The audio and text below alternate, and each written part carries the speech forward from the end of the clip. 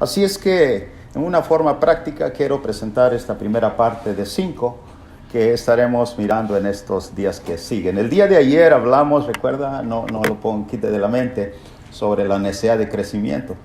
La iglesia en Jerusalén creció de una forma natural, de acuerdo a lo que el Señor había enseñado sobre el reino, de la expansión del reino, de la levadura en la mostaza, de la levadura en la harina, el grano de mostaza y el sembrador que cayó en buena tierra y se produjo de 30, 60 y 100 por uno. Y si la iglesia es un reflejo del reino, entonces debe molestar nuestras conciencias de que somos pocos. Y si una iglesia no está creciendo, debe haber preocupación. ¿Qué sucede si la iglesia supera ese obstáculo en cuanto a crecimiento? Debe estar preparada para lo que sigue. En esta parte, hermano, número 1 del tema Perfeccionando a los Santos, en Efesios capítulo 4, versos 11 y 12, miraremos algo muy importante. Leamos nuestro texto de inicio en Efesios 4, versículo 11, versículo 12. Tomen sus Biblias, porque en esta vez solamente es el único texto, si no me equivoco, que puse en pantalla. Efesios 4:11 dice: él mismo constituyó, hablando del Señor, a unos apóstoles, a otros profetas, a otros evangelistas, a otros pastores y maestros, a fin de perfeccionar a los santos, con el propósito de perfeccionar a los santos para la obra del ministerio, para la edificación del cuerpo de Cristo. La palabra perfeccionar es una palabra catartizo del griego que significa equipar o capacitar.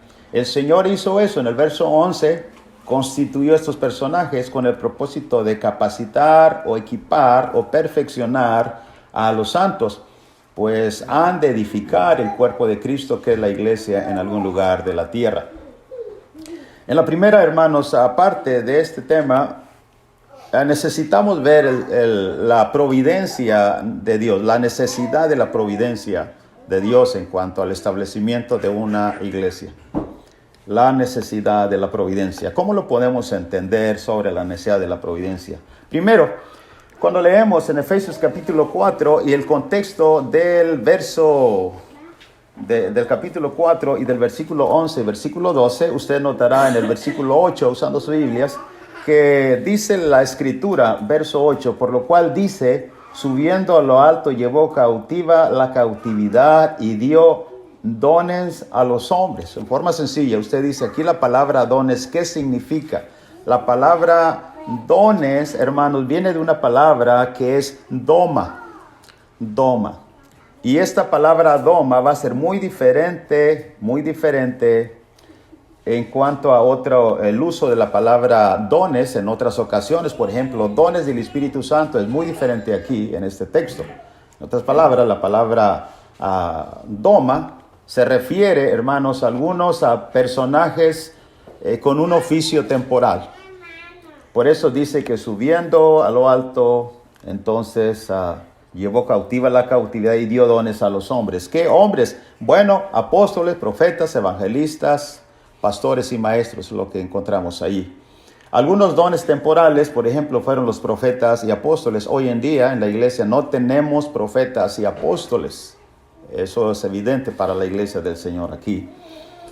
Ahora, después de eso, hermanos, los dones o personajes que continúan en la iglesia es los evangelistas y pastores y maestros, que significan lo mismo. En una ocasión alguien me preguntó: hermano, la palabra pastor es uno y maestro es otro, ¿son dos personajes? La respuesta es no, es el mismo. ¿Cómo lo puedo entender si no sé griego? Muy sencillo, vaya a términos similares en el Nuevo Testamento. ¿Cuáles son los términos similares? Y va a entender el uso de este. Y dice: ya recuerdo. Pablo dijo: yo fui constituido apóstol, evangelista y maestro, predicador y maestro.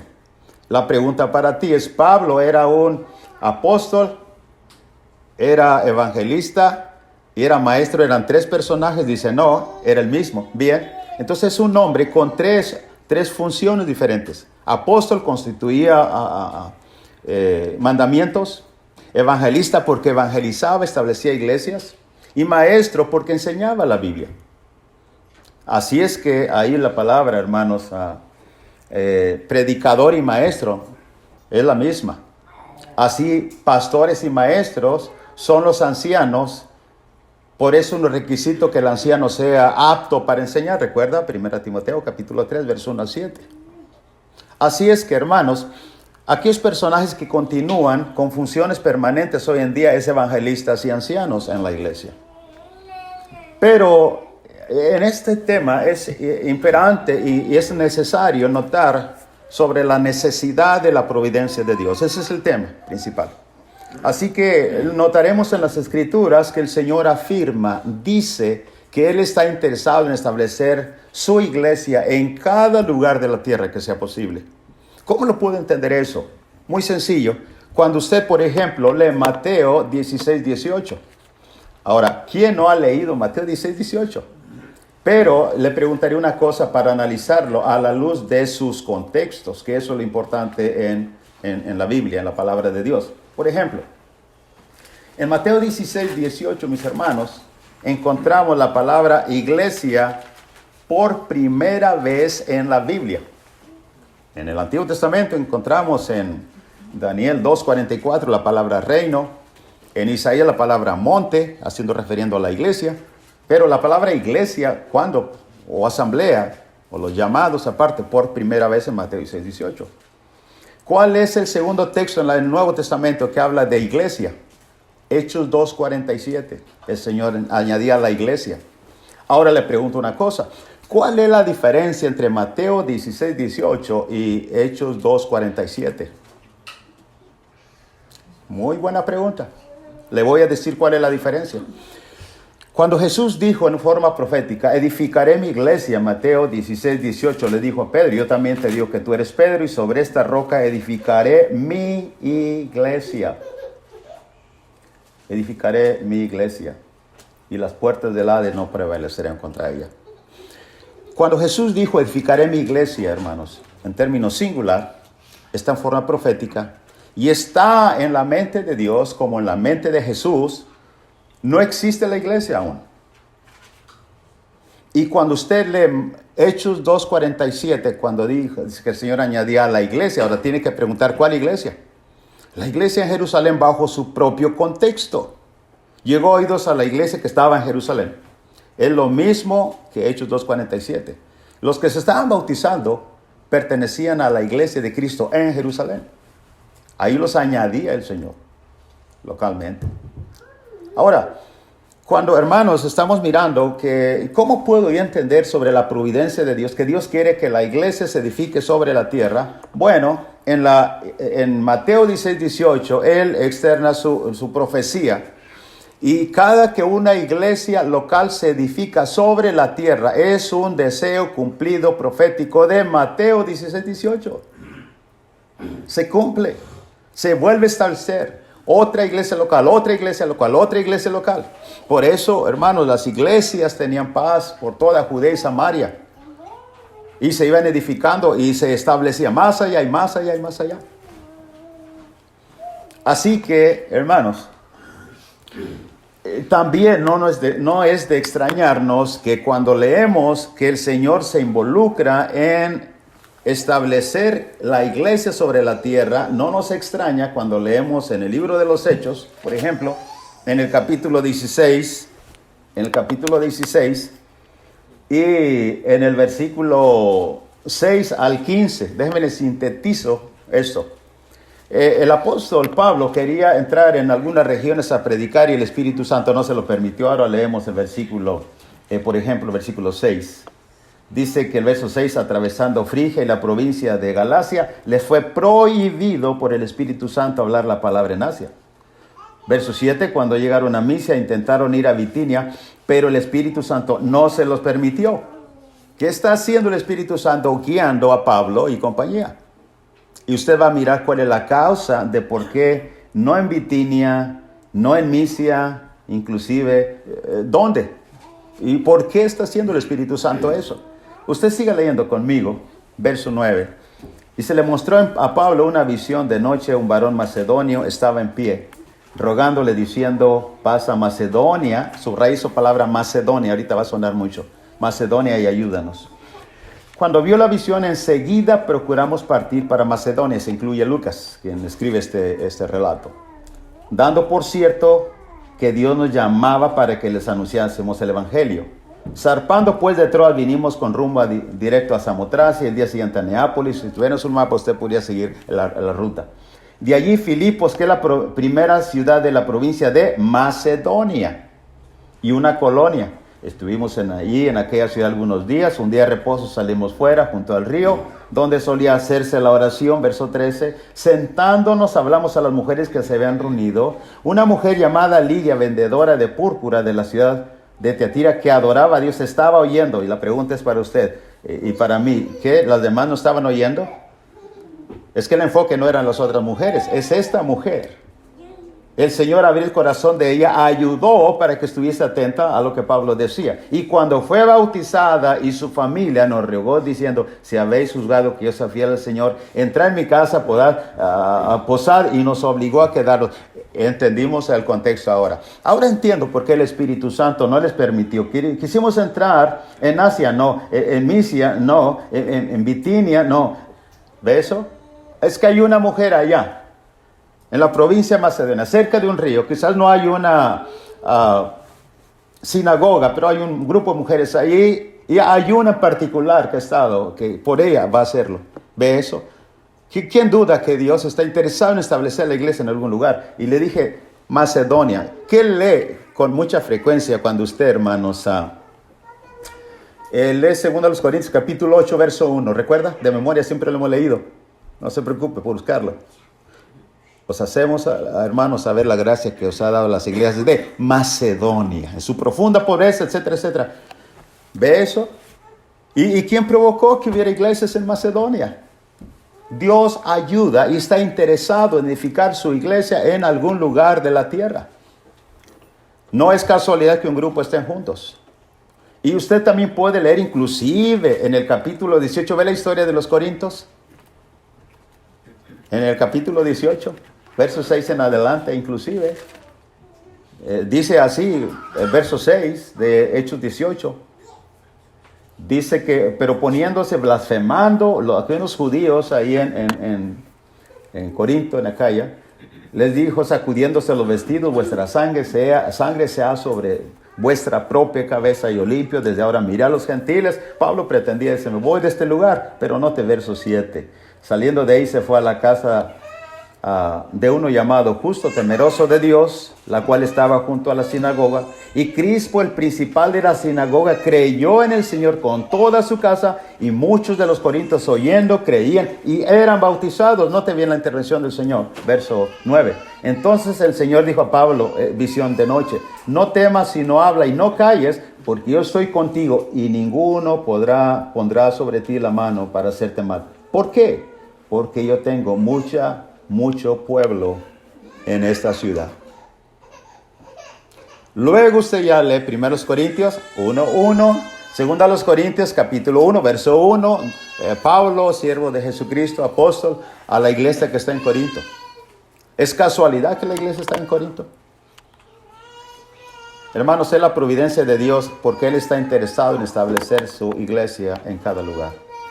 Ahora usted me pregunta, ¿y cómo afecta, cómo ayuda esto a que la iglesia que escucha ahora y que quiere honrar al Señor en el futuro, no ser una iglesia limitada en membresía? 2, que sea una iglesia que tiene organización de trabajo. 3, que tenga una iglesia con ancianos y diáconos y menos problemas de pérdida de niños, de jóvenes, etcétera, etcétera. ¿Cómo ayuda aquí en el inicio a la iglesia en Peters Colony? Grandemente, hermanos. Porque cada uno de ellos entendieron esto, como usted ahora lo está escuchando. Que no es casualidad que la familia, etcétera, González, Pérez, esté en esa congregación. Hayan llegado en cierto momento, en una de estas noches oí algo que tuvo que ver con providencia de Dios. Alguien se iba a ir, llega otro hermano y dice, bueno, quedemos a luchar juntos, algo así. Es la providencia de Dios. Y si cada uno no se siente parte de la providencia de Dios para establecer una iglesia del Señor, y como he dicho, que honre al Señor en su modelo, entonces no va a encajar en el plan. Porque lo mismo le da irse hoy o mañana de la localidad. ¿Ve eso? Hermanos, esto es impactante en el corazón. Que el Señor haya provisto. A veces hablamos en las familias ahí en la iglesia. Y de hermano, ¿qué año viniste tú? Este año y tú en este. ¿Dónde estaban hace 16 años? No, son 14 años, ¿verdad? 14 años, sí, 14 años. ¿Dónde están? Bueno, yo sí, es correcto. Yo le dije, ¿dónde están hace 16 años? Porque la iglesia tenemos de fundada ahí hace 14 años. Sin organización tenemos 12. Con organización tenemos 2, son 14 años. ¿Y dónde estábamos? A veces hablamos, hermano, yo estaba en tal parte, o algunos no se habían hecho cristianos. Pero al entender esta verdad, ellos son parte de un proyecto grande de honrar al Señor. El Señor estamos ahí porque entendemos que Él estaba interesado en establecer la iglesia donde no había iglesia en Luz, Violaria, a Flower Mound. Y ahora estamos allí. ¿Quién quiere irse? Nadie. Somos parte de esa iglesia, de la providencia de Dios. Hermanos, yo puedo citar otros textos más que tienen que ver con la providencia, pero yo sé que ustedes lo saben. Por ejemplo, el Señor, cuando habla de la providencia divina, dice Pablo a los romanos que el Señor, por cuanto no tuvieron tener en cuenta, Dios los entregó, y en la versión 60, pero no es la palabra correcta, no los entregó a pasiones vergonzosas. Ellos ya estaban en pasiones vergonzosas. Dios los abandonó en la traducción correcta, si no me equivoco es Biblia de las Américas o otros textos. Pero lo que está diciendo, y obviamente cualquiera va a tener que entender que el Señor providencialmente, amigo oyente, quiere traerlo a los pies de Cristo. Y no es casualidad que te puso una invitación, no es casualidad que alguien te invitó a la iglesia, no es casualidad, es providencia de Dios. Pero cuando tú rechazas todo eso, quieres vivir en el pecado, Dios te deja. Pero no es que Dios te abandonó ahí o te puso allí. Y podemos citar otros textos que tienen que ver con providencia, es real. La casualidad no es en los cristianos. Otra cosa, hermanos, entendiendo sobre la necesidad de la providencia de Dios, el Señor abre puertas para aquellos que estén preparados para servir. Y ahí nos perfilamos hacia el futuro. El Señor abre puertas. ¿Cómo lo puedo entender? Muy fácil. Usted lee, por ejemplo, primero a los Corintios 16:9, que es uno de los textos muy conocidos, capítulo 16, primero a los Corintios, capítulo 16, verso 9. Mira aquí, primero a los Corintios 16:9 en sus Biblias. Dice, verso 8 y 9, pero estaré en Éfeso hasta Pentecostés, le dice a los corintios, porque se me ha abierto puerta grande y eficaz, y muchos son los adversarios. Usted va a poder mirar otro texto, por ejemplo, de la iglesia en Filadelfia, en Apocalipsis capítulo 3, verso 8, el Señor también, qué hermosas palabras le dice el Señor a esta iglesia de Filadelfia en el capítulo 3, versículo 8 de nuestras Biblias, Apocalipsis 3, 8, yo conozco tus obras, he aquí que he puesto delante de ti una puerta abierta, la cual nadie puede cerrar, porque aunque tienes poca fuerza, has guardado mi palabra y no has negado mi nombre. ¿Qué es la explicación de esta puerta? Literal, no es literal. Hermanos, en otras palabras, en Éfeso, Pablo se le abrió puerta porque el Señor providencialmente ayudó en la gente que tenía interés de oír el Evangelio. Había mucha gente que quería. Y la iglesia en Filadelfia de la misma manera. ¿No le ha sucedido que la iglesia quiere evangelizar y sale y reparte 100, 50, 200 folletos? A veces nadie, y no viene nadie.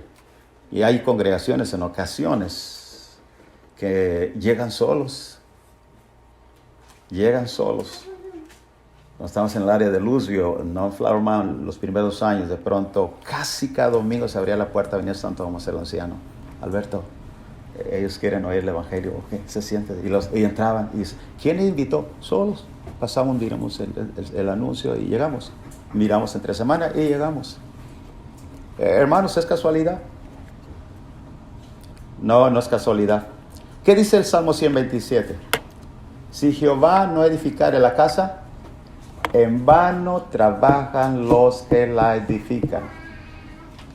El Señor es el que abre puertas para predicar el Evangelio. Nosotros solamente somos como Pablo o la iglesia en Filadelfia, dispuestos esperando que el Señor nos dé oportunidades de predicarle a la gente.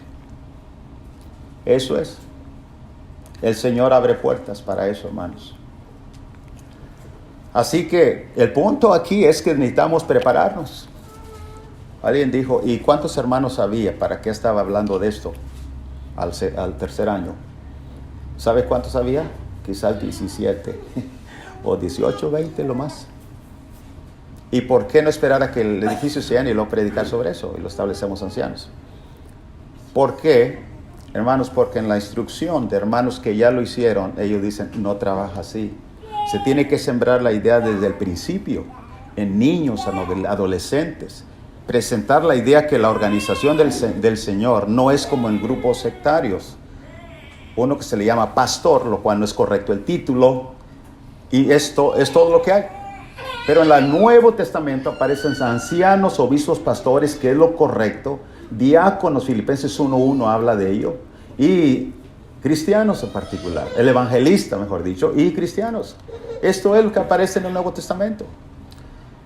Y si se pone en la mente desde un principio, hermanos, no va a ser cosa extraña para los adolescentes que aprendieron, niños cuando crecieron, cuando se establecen, no es cosa extraña. Ellos ven un triunfo y lo ven normal.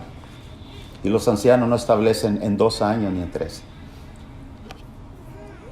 Así es, hermanos, 12 largos años sembrando la idea de esto. Por eso, hermanos, es que debemos prepararnos para servir en esa iglesia que providencialmente el Señor ha hecho posible que estemos juntos.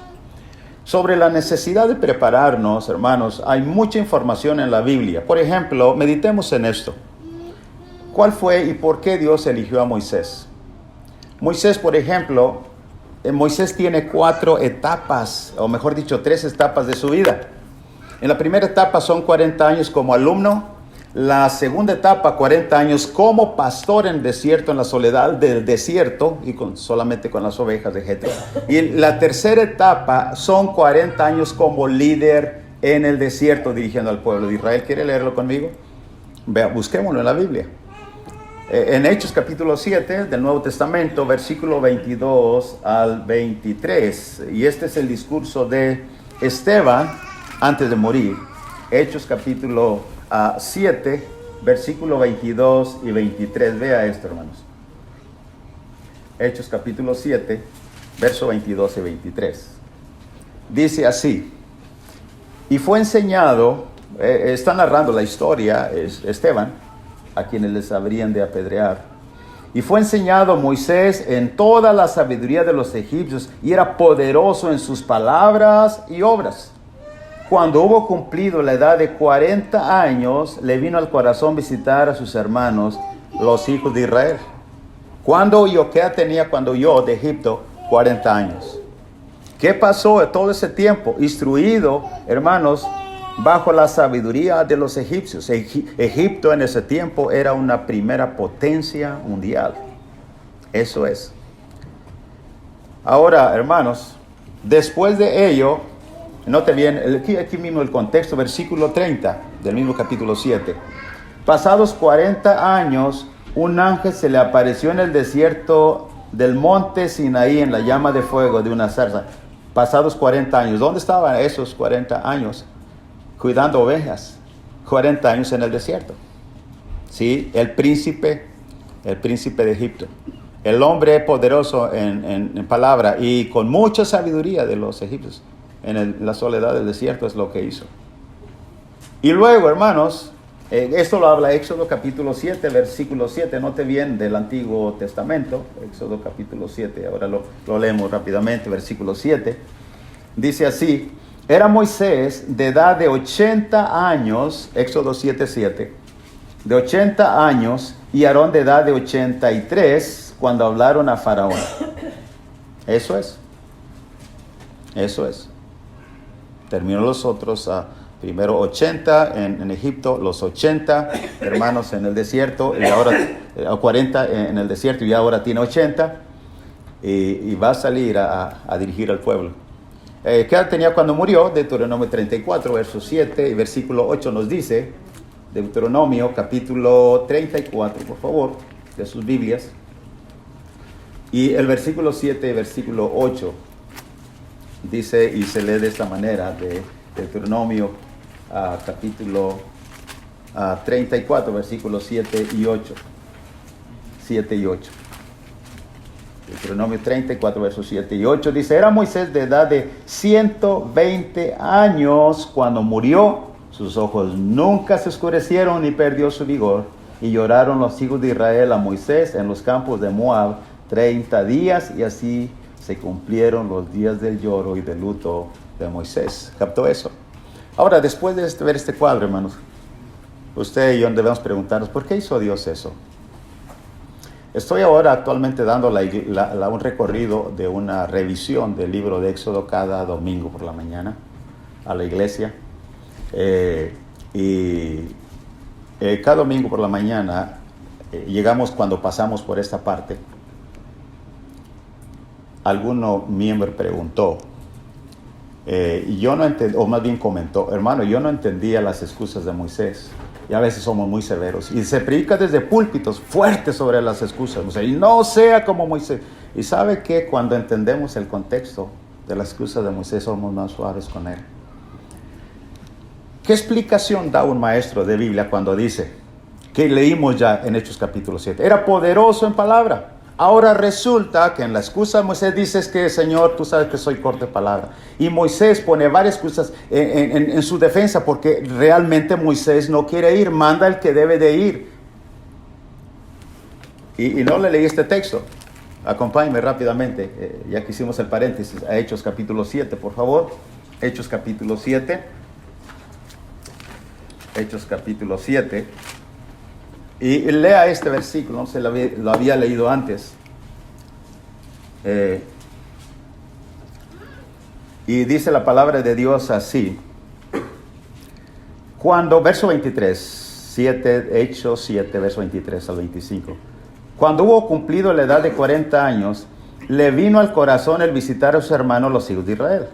Y al ver uno que era maltratado, lo defendió, hiriendo al egipcio, vengó al oprimido. Pero él pensaba que sus hermanos comprendían que Dios le daría libertad por mano suya. Sin embargo, más ellos no lo habían entendido así. ¿Quién lo había entendido? Él.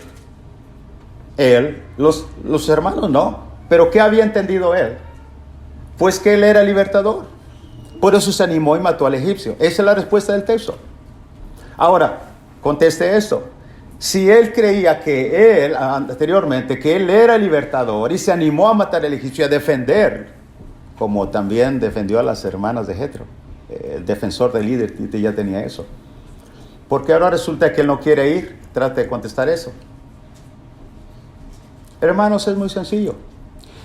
Cada etapa de 40 años fueron parte de su preparación. Los 40 años para ser un hombre preparado, ahorita mirará un poquito más adelante lo que sigue, en la sabiduría de los egipcios. Pero Dios no quiere lidiar con un egocéntrico, con un altivo, con un autosuficiente. Y lo pone 40 años cuidando ovejas. En la soledad del desierto donde el hombre es humillado y el oficio más humilde, más sencillo. David también fue pastor de ovejas. Y es más fácil lidiar con un hombre que hay que levantarle su autoestima que un hombre altivo que cree que todo lo puede hacer. Así es que yo estoy contento y gracias, entiendo las excusas de Moisés. ¿Ve? Y los otros 40 años estaba preparado porque era un hombre manso y había entendido los dos lados opuestos. ¿Ve eso? Y finalmente murió. Hermano, rápidamente, que el tiempo se me va y no estoy midiendo ahora, pero mire, quiero que piense rápidamente en la preparación de Saulo de Tarso, un hombre que Dios usó para el establecimiento de iglesias gentiles. Cuando él está hablando de su defensa, bajo Hechos capítulo 22, verso 3, él dijo una cosa muy interesante. Hechos 22, verso 3. Dijo, varones hermanos, 1 al 3, Hechos 22. Varones hermanos y padres, oíd mi defensa ante vosotros. Al oír que les hablaba en lengua hebrea, guardaron más silencio y él les dijo, retroceda al contexto, es que le había dicho, verso 37 del capítulo anterior, del 21, dice, hermanos, que el verso 37, cuando comenzaron a meter a Pablo en la fortaleza, dijo al tribuno, ¿se me permite decir algo? Y él dijo, ¿sabes griego? No sabía lo que estaba preguntando. ¿Sabes griego? Y empieza a hablar Pablo. Ahora vuelve al capítulo 22, verso 3.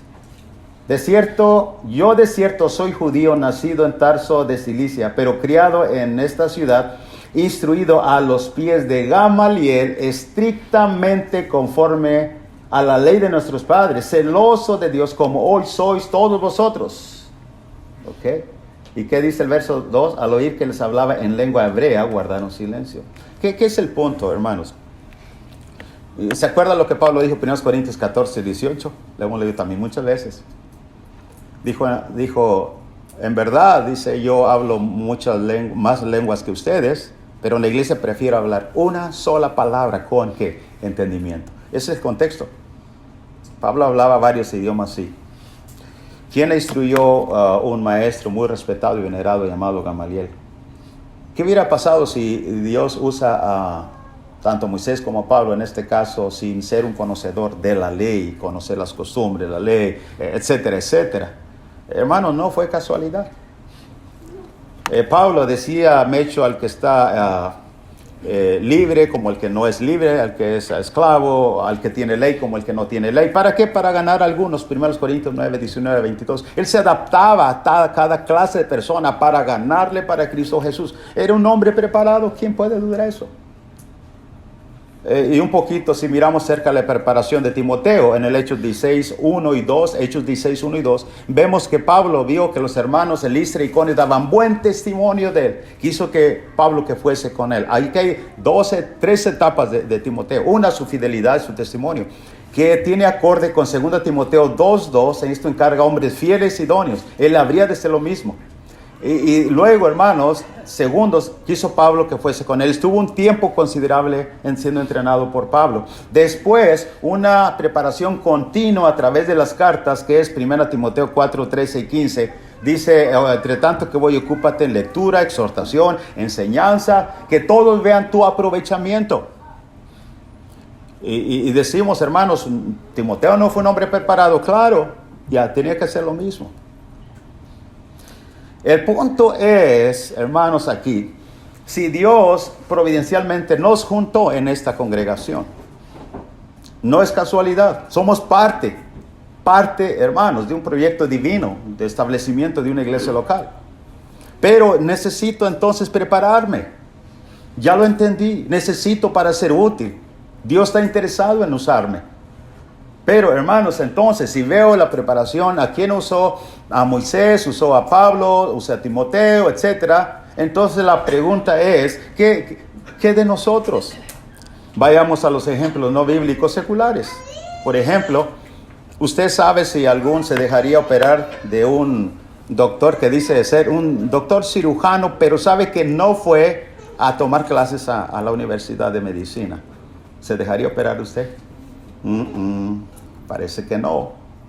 ¿Por qué no lo haría? Pero él tiene muchos deseos de operar y quiere operarle y tiene muchas ganas de servir allí a la comunidad, pero no está preparado para ello, no recibe ninguna preparación. ¿Lo haría? ¿Se dejaría operar?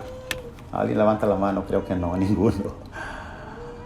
Hermanos, ningún doctor cirujano haría eso, más bien sin ninguna preparación, y creo que nos permitiríamos nosotros. La pregunta es, ¿por qué entonces la iglesia va a poner a alguien a orar en un culto público si no ha recibido clases para orar? Usted dice, la Biblia habla de ser preparado para orar. Si no me equivoco, Lucas 11:1. Maestro, enséñanos a orar como también Juan enseñó a sus discípulos, y Jesús accedió a enseñarlo, hizo. Ustedes van a orar así, y dio buenas clases sobre cómo orar. Entonces, ¿por qué la iglesia pone a alguien a orar, a cantar, a hacer algo, inclusive sin una preparación? Piensen en eso. Si la iglesia, hermanos, después que conjuntemos toda la serie de estudios que viene hacia adelante y este buen hermano preparó, tendrá mucho sentido porque la iglesia en muchos lugares ha fracasado una y otra vez de muchas maneras. Y es que no hay visión en cuanto a preparación, en cuanto a oficios. ¿Por qué un cristiano sí y un doctor tiene que ser preparado, un ingeniero, un arquitecto, se le cae el edificio si no haya recibido preparación? ¿No está más importante el trabajo espiritual en la iglesia? Si hemos de edificar la iglesia, necesitamos los obreros ser hombres preparados, porque Dios quiere establecer la iglesia en un lugar. Note bien, hermano, nuestro tema central es que Dios hizo todo por perfeccionar a los santos para la obra del ministerio, equipó y capacitó. Dios proveyó que haya miembros aquí en esta localidad. Usted es parte de ello. No fue casualidad que usted llegó aquí. Aún visitantes, no es casualidad. Dios quiere que sea parte de esta iglesia, que quiere honrar al Señor y que habla las páginas del Nuevo Testamento. Pero sobre todo, Él quiere usarnos para trabajar en ella, hermanos. Dios preparó todo y lo hizo todo perfectamente bien. El día de ayer dije, ¿por qué conocemos iglesias americanas, hermanos, con 300, 400, 500 miembros, con más de un siglo, 2 siglos, con generaciones de ancianos ya conocidos, ellos están perfectamente bien, avanzando cada día? ¿Y por qué iglesias hispanas tienen más de 60 años y no logramos establecer un crecimiento correcto, una organización correcta de trabajo y una organización de personajes bíblicos? La pregunta es ¿por qué? ¿Por qué hay tanto problema en la iglesia local? Porque ignoramos. La respuesta es muchas cosas. Ojalá que usted pueda estar mañana y que juntemos juntos estas 5 ideas y que se quede sembrada la idea en su corazón y que en un futuro, como decía hermano Jiménez, que ya no estemos nosotros aquí, la iglesia sea una iglesia, 200 miembros es poco, con ancianos y diáconos que van heredando la preparación a otros, con oportunidad de salvación a la comunidad entera de San Antonio, porque entendieron que no eran parte de la casualidad, sino parte de la providencia de Dios para una iglesia que el Señor quiere establecer y la quiere establecer bien. Hermanos, que Dios los bendiga. Muchas gracias y muy respetuosos con su fina atención.